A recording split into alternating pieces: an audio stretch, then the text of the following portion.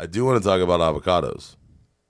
Yeah, did you hear about this? No. You didn't hear about avocados? No. There's a big issue with avocados. What's up with avocados? The cartels took over the avocado Get trade. the fuck out of here. I'm dead serious. Oh, no, I haven't heard about The this. The cartels now took over the avocados and the lime farms in Mexico. They own the trade.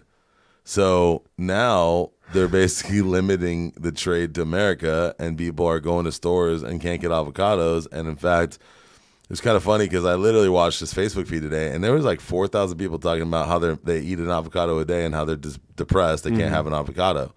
And I'm like, couldn't you just eat kale or like lettuce or like something else? Is this going to kill your life? Like, but people are literally freaking out about avocados. I feel like that's more important than the war. I'm more shocked. On Facebook. I'm more shocked that the cartels looked around and was like, coke? Nah. Weed? Nah. Meth? Nah. Well, they can't sell weed because America's legal. It's legalized now. Yeah. But it's still illegal in Mexico.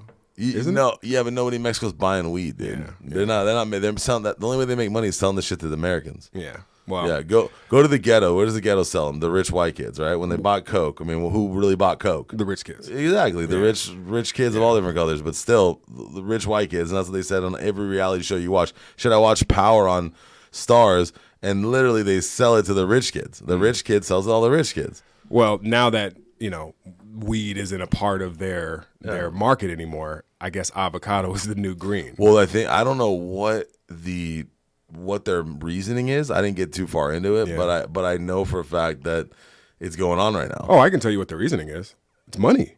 I mean, I bet you they're making so much money off avocados. Yeah. Yeah. I mean, it's still supply and demand. Well, I mean, if they can get $5 an avocado, then, that might, I guess it does add up. I don't know how many avocados they can grow where they're at, but I mean, America does buy a lot of avocados.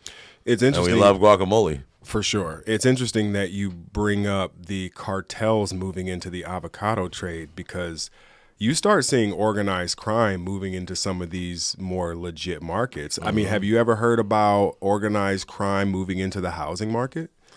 I mean, there's always there has been cartels who own real estate. I mean, I don't personally know what they own, but I know that they buy houses and they have storehouses. I mean, shit, you watch any documentary and cartels own properties in Tucson. They own properties in Dallas, in Texas, on the border. Because they want to, and they usually have them in nice areas. They usually don't buy them in the barrio. They usually buy like the nice suburbia homes, $400,000 or $500,000, $600,000, $800,000. They buy these nice houses. They pay cash for them, and then they put them under, an entity, some kind of business, corporation.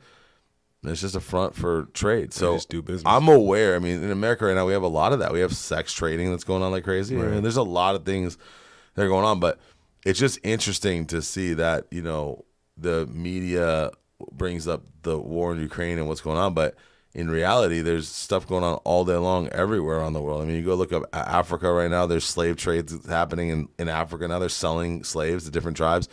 Selling people is big. Selling women all across the U.S. I mean, we have sex trafficking in America. That's awful. People don't realize that. Like, we think because we're a first world nation of the West, the first world nation of the West, that it doesn't happen here or that it can't happen here. It's like the number one problem. Yeah. Or, well, people turn up missing all the time. It's like number one. What's crazy is there are reports of people who go missing, all the time. All the time. Unsolved, never found. Never found. Mm-mm. And I'm going to assume most of those people just aren't killed.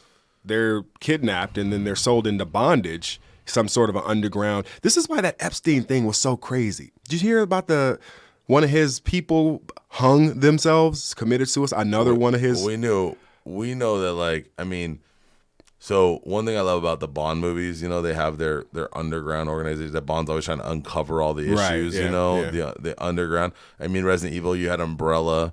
There's always a corporation, there's an underlay, and there's always shady shit that goes on.